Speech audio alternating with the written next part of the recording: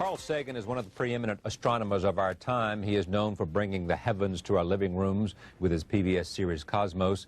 His latest work is The Demon-Haunted World, Science as a Candle in the Dark. It explores the country's growing fascination with pseudoscience, astrology, faith heals, the supernatural, and the like, all superstitions that he says threaten to undermine true science. I am pleased to have him here, and I also take note of the fact that he is the David Duncan Professor of Astronomy and Space Sciences and Director of the Laboratory for Planetary Studies at Cornell University, Distinguished Visiting Science at the Jet Propulsion Laboratory, California Institute of Technology, and co-founder and president of the Planetary Society, the largest space interest group in the world, and a former Pulitzer Prize winner. Welcome back, sir. Thank you, sir. Great to see you. Listen to this. I hate to read too much, but this is almost like they've been reading your book. This is from the New York Times for Friday, May 24. Americans flunk science, a study finds. Less than half of all American adults understand that the Earth orbits the sun yearly, according to a basic science survey. Nevertheless, there's enthusiasm for research, except in some fields like genetic engineering and nuclear power that are viewed with suspicion. Only about 25% of American adults get passing grades in a National Science Foundation survey of what people know about basic science and economics. I mean, this is singing your song, isn't it? Well, it's certainly what I'm talking about in the Demon-Haunted World. My feeling, Charlie, is that it's not that pseudoscience and superstition and New Age so-called beliefs and fundamentalist zealotry are something new. They've been with us for as long as we've been human. But we live in an age based on science and technology with formidable technological powers. Science and technology are propelling us forward at accelerating rates. That's right. And if we don't understand it, by we I mean the general public, if it's something that, oh, I'm not good at that, I don't know anything about it, then who is making all the decisions about science and technology that are going to determine what kind of future our children live in? Just some members of Congress? But there's no more than a handful of members of Congress with any background in science at all. And the Republican Congress has just abolished its own Office of Technology Assessment, the organization that gave them bipartisan, competent advice on science and technology. They say, we don't want to know. Don't tell us about science and technology. Surprising, because Gingrich is genuinely interested, I think, in these kinds of things as a, you know, out of his own intellectual curiosity. Does the president still have a science advisor? He does, John Gibbons, and the vice president is scientifically literate. Yes, scientifically, a science maven. I mean, you blast them all. Creationist, Christian scientists who you say would rather allow their children to suffer than give them insulin or antibiotics. Astrologers come in for particular scorn on your part. Well, I would say scorn, just derision. Derision. A more generous version of scorn.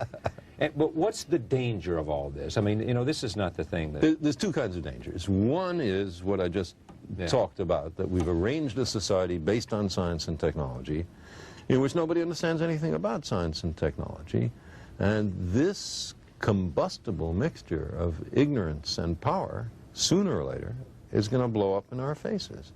I mean, who is running the science and technology in a democracy if the people don't know anything about it?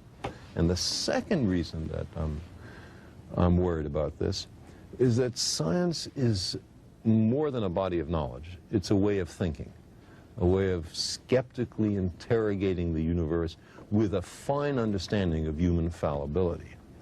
If we are not able to ask skeptical questions, to interrogate those who tell us that something is true, to be skeptical of those in authority, then we're up for grabs for the next charlatan, political or religious, who comes ambling along. It's a thing that Jefferson laid great stress on. It wasn't enough, he said, to enshrine some rights in a constitution or a Bill of Rights. The people had to be educated, and they had to practice their skepticism and their education. Otherwise, we don't run the government. The government runs us. Jefferson was amazing in his devotion to science. We think of Jefferson as this man who was literate and who was a passionate articulator of freedom. But if you go to Monticello, exactly, what you appreciate is he was at heart a scientist, a botanist, an architect, geologist. And if you, Meriwether Lewis, as we know from Stephen Ambrose, you know, he wanted him to go out and do experimentations and explore and be skeptical and find answers to passages and explore the West. Exactly right. And there was also an economic grail there if the Northwest Passage was found. Jefferson said that he was at heart a scientist, that he would have loved to have been a scientist. But there were certain events happening in America that called to him, and so he devoted his life to that kind of politics. Indeed. Yeah. So that generations later, people could be scientists. Yeah. Have we, the point is made, and maybe by you, you know, is it, when's the last time we had a president who made a speech about science? You know, yeah, I mean, right. it made I say that. You know, it is this notion that science is not of great interest to us in some sense, that somehow we don't want to learn. You see, people read the stock market quotations and financial pages. Look how complex that is. And because they know the direct connection to their own. There's a motivation, but they're capable. Large numbers of people.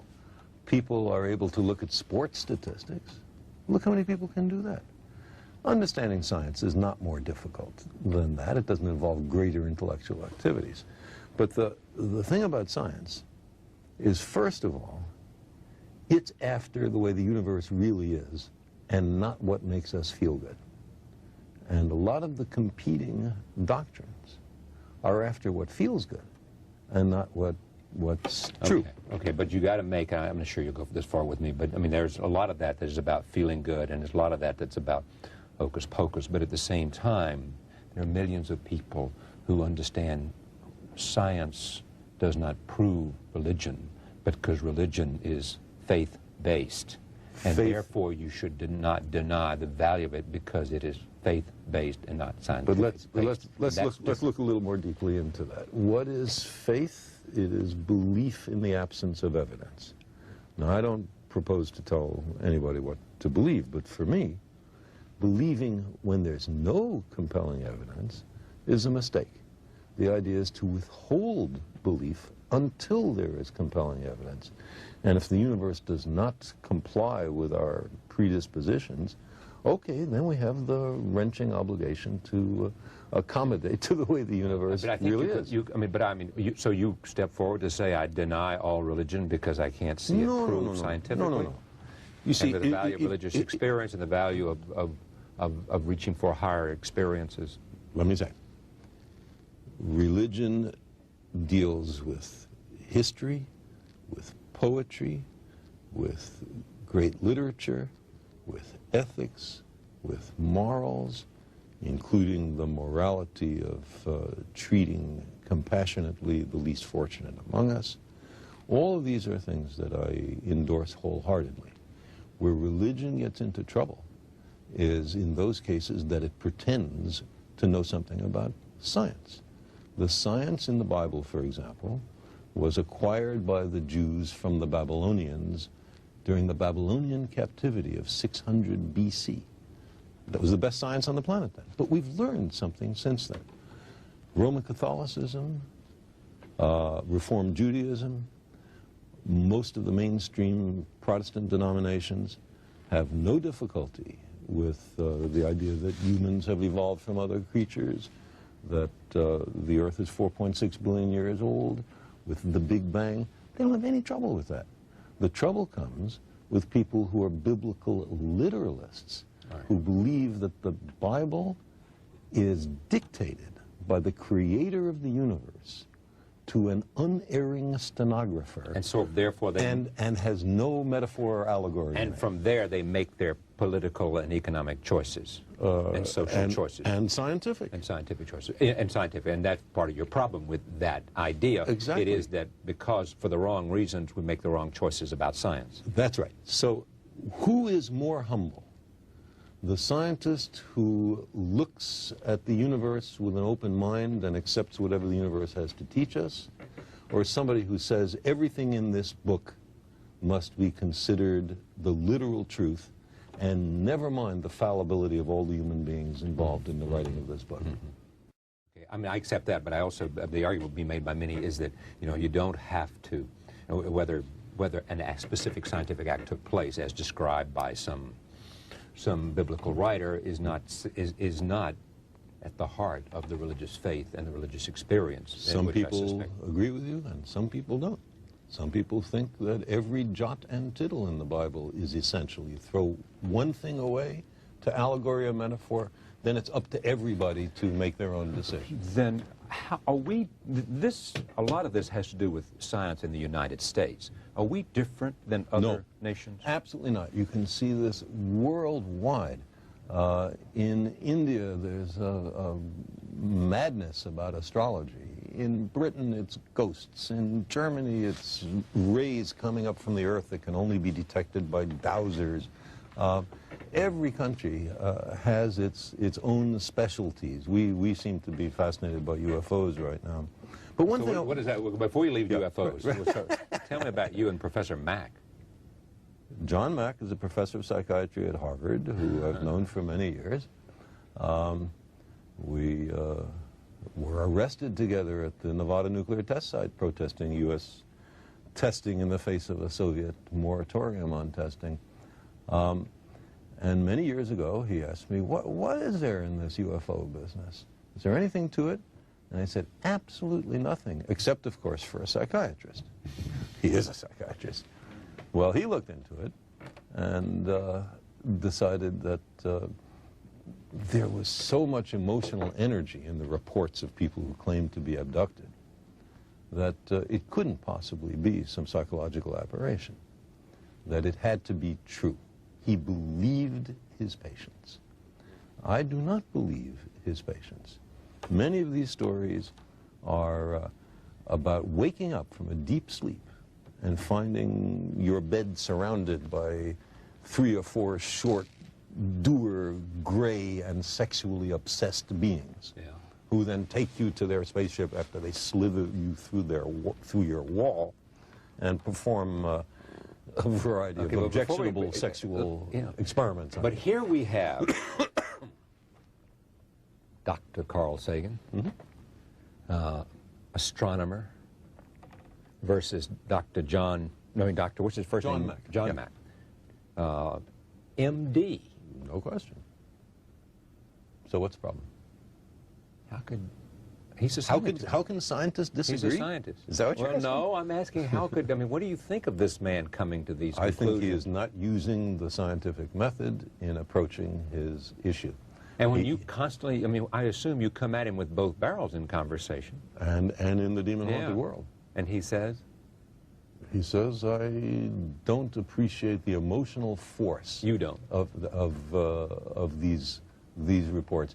But many people awaken from a nightmare with profound emotional force. That doesn't mean that the nightmare is true. It means something went on inside our head. You were making a point before I jumped to John Mack. Oh, yeah. What I wanted to say is, going back to the question of adequate evidence on something that's emotionally really pulling you.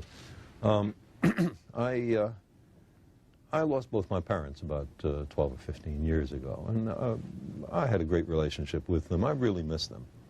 I would love to believe that their spirits were around somewhere, and I'd give almost anything to spend 5 minutes a year with them. Do you hear their voices ever? Sometimes. About 6 or 8 times since their death I've heard it. Carl, just in the voice of my father or my mother. Now, I don't think that means that they're in the next room. I think it means that they're in your head. I've had an auditory hallucination. I was with them so long, I heard their voices so often. Why shouldn't I be able to make a vivid recollection of it? Here's what's interesting about this for me. You won't see this, but I'll throw it at you anyway. You convinced me a long time ago that it was arrogant for me or for anyone else to believe that there wasn't some life outside of our... To exclude the possibility. To exclude the possibility was an arrogance of intellect that we should not I still believe it. You couldn't prove it, you didn't know it was there, but the arrogance for you. Right. We don't know if it's there. We don't know if it's not there. Let's look. And if you take that, why can't you say there's a lot we don't know? There's a lot of power there that we don't know. There's a lot we don't know. You know? It's what I believe. But that doesn't mean that every fraudulent claim has to be accepted. We demand the most rigorous standards of evidence, especially on what's important to us. So if some guy comes up to me, and a channeler or a medium, and says, I can put you in touch with your parents. Well, because I want so terribly to believe that, I know I have to reach in for added reserves of skepticism, because I'm likely to be fooled and much more minor to have my money taken. What was it, J.Z. Knight? Was it? Yeah, exactly. She has a guy named Ramtha, who's 10,000 years old or 35. Something. 35, yeah. He tells you lots of things, but nothing about what life was like 35,000 years ago. Shirley MacLaine believes. Shirley MacLaine believes that Ramtha was her brother. Things like the Loch Ness Monster, and all that. Again, is it photograph? Fakes. I mean, the most famous photograph has now been shown to be a fake, but could there be a unknown mammal or even reptile of large dimensions swimming in a Scottish lake? Sure there could. That we don't know about? Sure there could. Who says no? But nobody. But the evidence does not support it, does not demonstrate it. So do we say, oh, ridiculous? No, we don't do that. We say unproved, which is a Scottish verdict. Some reviewers differ with your conclusions on this point, that you seem to say it's growing, this kind of pseudoscience. No, sorry to interrupt. I don't. This is part of being human. Humans have had this way of magical thinking through all of our history. The problem is that today the technology has reached formidable, maybe even awesome proportions, and so the dangers of thinking this way are larger. Not that this is a new kind of thing. You are living with myelodysplasia. Or I have been. You have been. It's in remission. Or you have what? Well, you know, with diseases of this sort, and all cancers. Cancer of the bone marrow? It's myelodysplasia is not exactly cancer of the bone marrow, but if untreated, it inevitably leads to leukemia. And the trouble with all these diseases is you never know that you've got every last cell. You can only detect down to a certain level. But down to the level that anybody can detect, and in terms of how I feel and my stamina and all that, it seems to be gone. And I'm very lucky. Because you had a sister who now enabled you to have a bone marrow transplant. That's one, and also the enormous advances in in medical science in just the last few years. If I had had this thing 5 or 10 years ago, I would be dead sure as shooting. And then finally, the love and support of my family. All of those have played a central role. So you're optimistic? I'm very optimistic, or at least very hopeful. And just share with us, because of your sense of language and your sense of understanding and being reflective and introspective, what do you think about, and what does it do for you to I didn't have any near-death experiences. I didn't have any near-death experiences. I didn't have a religious conversion, but you thought about what it would be like to die. Certainly, and what it would be like for my family, and I didn't much think about what it would be like for me, because I don't think it's likely there's anything that you think about after you're dead. That's it. Huh? Yeah, long dreamless sleep.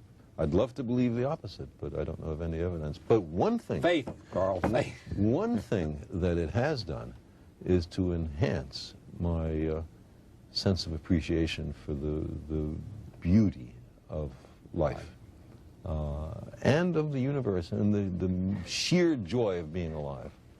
You had a healthy portion of that before this, but even you, it happens to. Oh, there's no question. Appreciation. No question. Every moment, every inanimate object, to say nothing of the exquisite complexity of living beings, You imagine missing it all, and suddenly it's so much more precious. May you live a long time. Thank you very much. Thank you, Joe. Pleasure. Same here. Carl Sagan, Science as a Candle in the Dark. The title of the book is The Demon-Haunted World. Thank you for joining us. We'll see you next time.